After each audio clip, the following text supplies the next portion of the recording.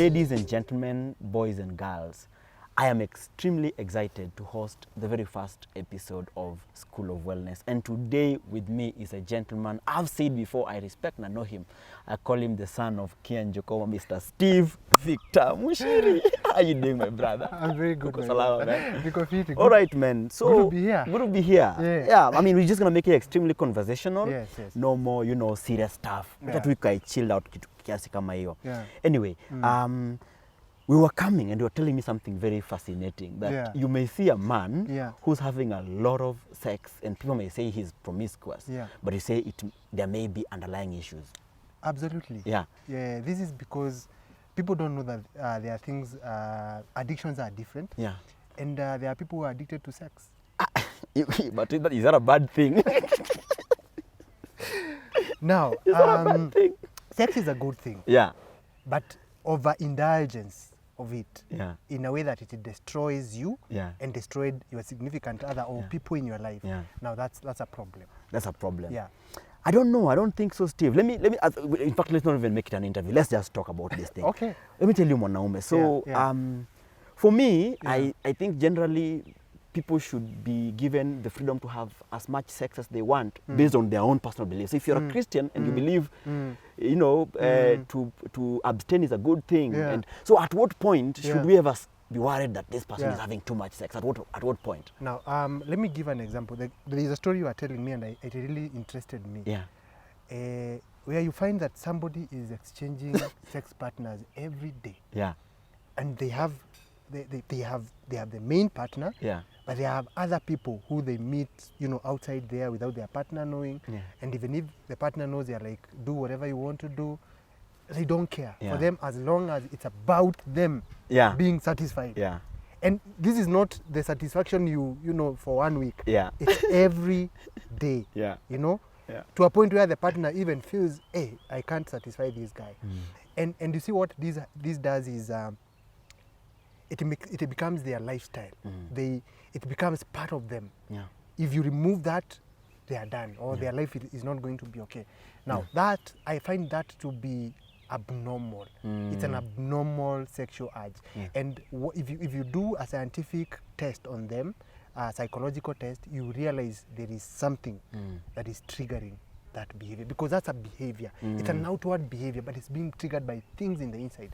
For example, I told you, you might actually find that person was exposed to sex when they are very young. At a very young age, maybe 7 years, 8 years.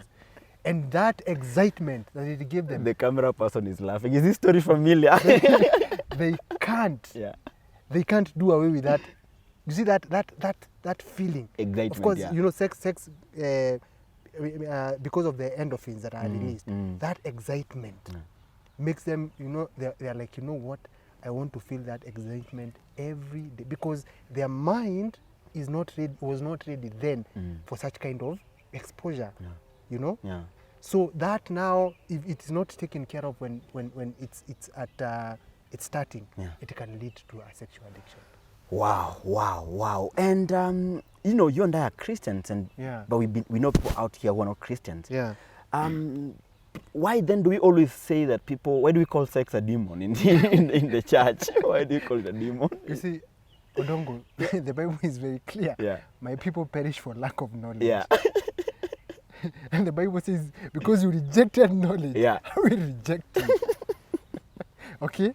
We don't read the Bible. We read parts that are appealing to us. But we need to read the Bible the whole of it, and try to understand. And knowledge, this is what I'm saying. Knowledge is very important. I'll give you an example. If you want to build a house, okay? You of course, prayer is good, but you don't pray for the foundation to be built. You don't pray for a house to be drawn. You just pray, and you have faith. You will wake up and find that house has been drawn. What you want. You look for a professional. You look for an engineer. You look for an architect to draw the house. When you start doing the foundation, the strips, the pillars, you look for an engineer to measure, to tell you this is what you need. And when you do the foundation and you start the building, putting the stones and the mortar, You call an engineer to come and verify whether that building you want to build will carry the weight. Yeah. Now, why don't we call a witch doctor to come and do that? So wanaroga watu hivyo mtaani, so they're busy wakiroga watu. How they come and roga your house? Who we look for in matters to do with human beings. Yeah. There are people who have studied human beings. They are doctors, they are professors. They've studied human behavior. And those people are called psychiatrists. They are called psychologists. Okay? Clinical psychologists. These people, what they do is to study human behavior, because when you are growing up, whatever we become, it's influenced so much by our exposure to the behaviors. I mean, by through what we've been exposed to, and that forms our behavior. Yeah. And it's about so many, even money. Yeah. You find somebody is spending, you think this person is mad or is careless with their money. They are careless. Yeah. It's what they've collected. Yeah. You know. Yeah. It's how they've been oriented. You get. Yeah. And what they need is not to be bashed. They need to be helped.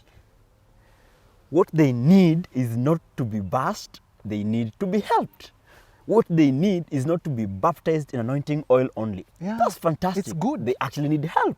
What kind of help is available to somebody who cannot put their zip up? Some of them are, their wife is saying, oh, bwanangu, amenishinda, ananilemea.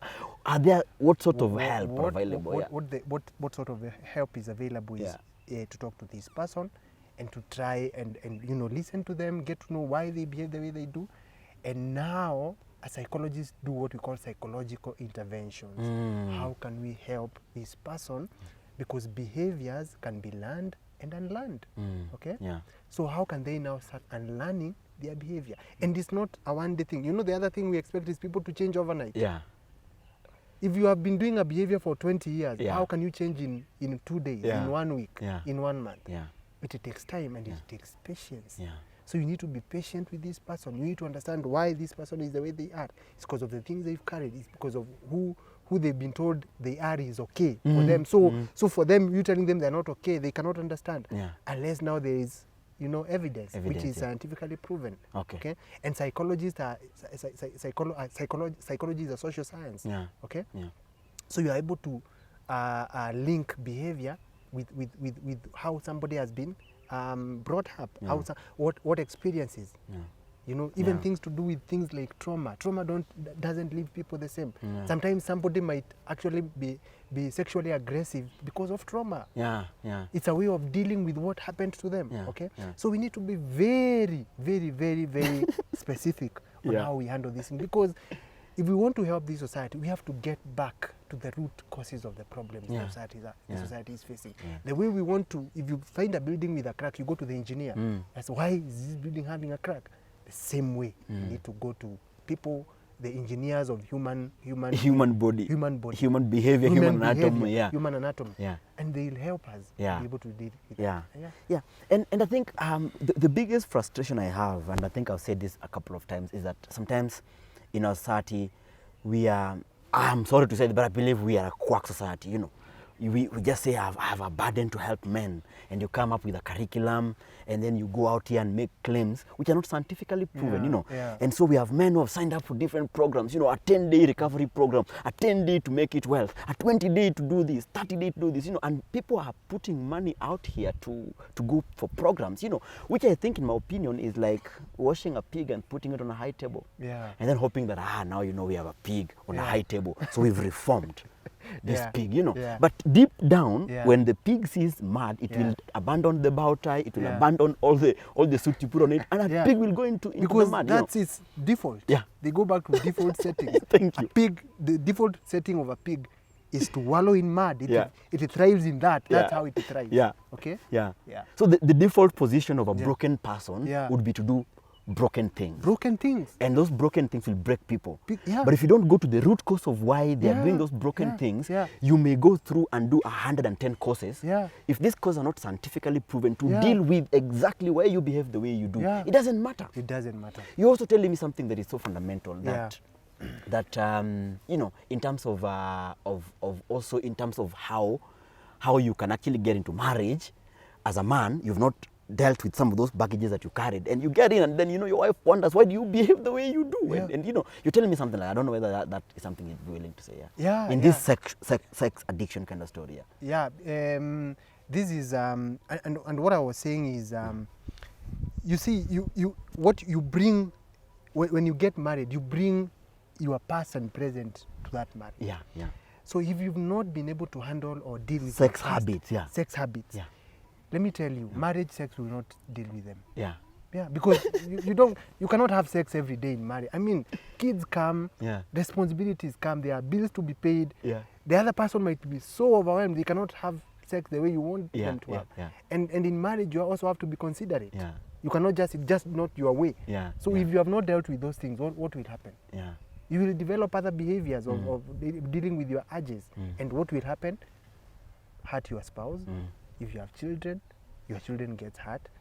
If you hurt your spouse you will not be productive. So it goes down. Now you start that it's a very it's a process of self-destruction that affects even the people who are around you. Okay, you're saying it's a process of self-destruction which begins. So are you telling me that sometimes you may actually set up yourself for failure in marriage simply because you've not done a scientific way to know who you are and why you behave the way you do, especially in regard, because this topic is about sex. That's it. That's it. You need to understand, and people need to be. And then the other thing is people are not open. People go with a fake. Be open. Be open. Of course, I know people want to protect their past and all that. You don't have to say everything, but you have. Just tell this person, I have gone through this, I have behaved like this, I have done this and that. So have I dealt with it or have I not dealt with it? Okay? Because on the other hand, I would say it's not good for you to go with, for example, a sex addiction. And you're not telling your spouse that you have a sex addiction. Of course, some people don't know, and I say it's lack of knowledge. It's lack of knowledge, Okay? And then, but for people who go there and they know, you cannot stay for a day without having sex, and you've not told your spouse that, and they cannot sustain that. You need to be very open and honest, okay? And tell them the truth. Tell them this is who I am. This is how I. Of course, now in the things of marriage, there are people, of course, who wait until marriage to get to have sex, and you might not know. But the other thing I want to talk about,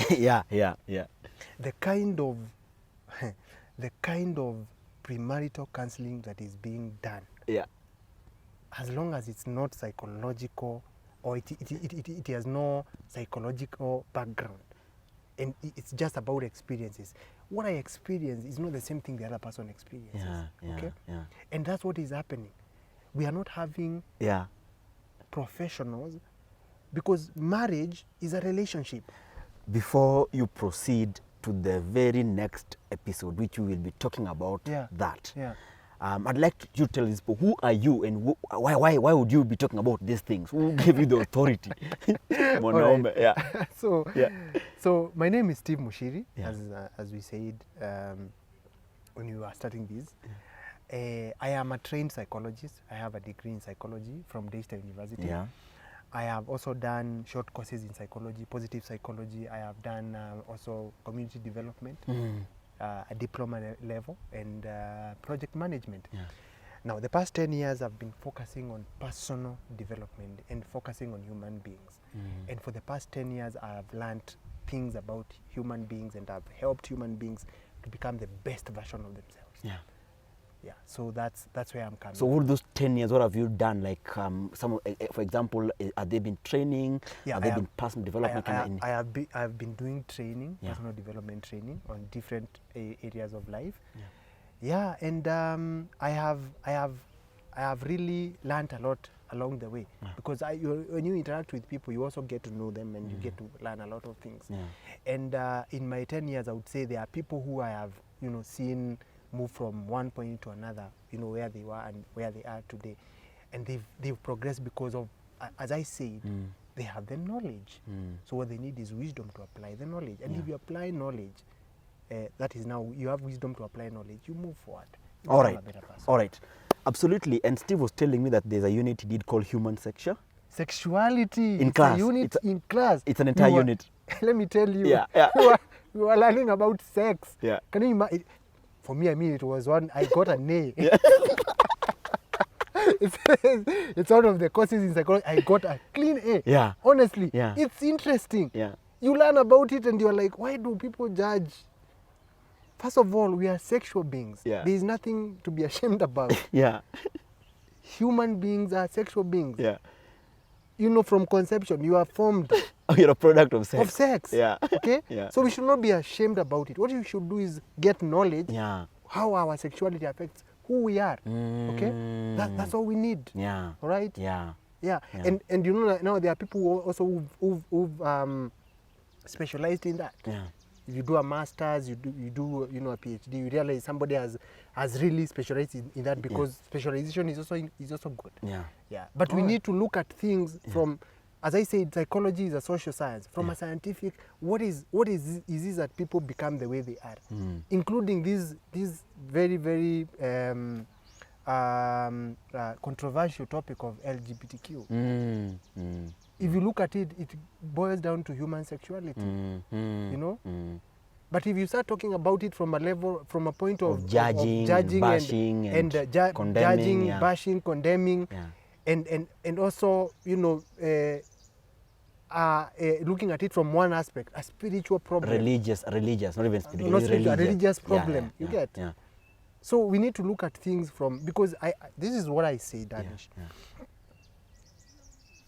God, for God's agenda to be done here on earth, he uses people. Yeah. How did we know about things like engineering?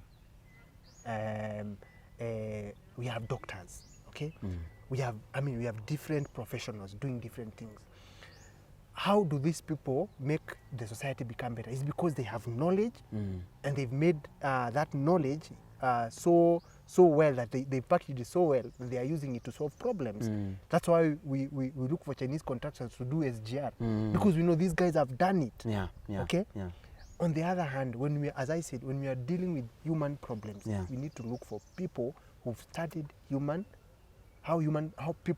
dynamics. Yeah. Because a human being is a dynamic, a human is, us as human beings are very dynamic. Yeah. Okay? So we also need to look at things from that point of view. Yeah. All right? Oh, absolutely. Yeah. And with those many of few remarks, catch the next episode of School of Wellness. And I'm glad that the director himself, Mr. Steve Victor Muchiri, stayed with us in the bench, my brother. I almost told you, welcome to the bench. I don't have that voice. Adios. Thank you so much. See you guys. Thank you. Nipe tano mwanaume, usiniache hanging hapo sasa. Sawa. Tumesanitize, by the way, na we have observed all sort of metaculous.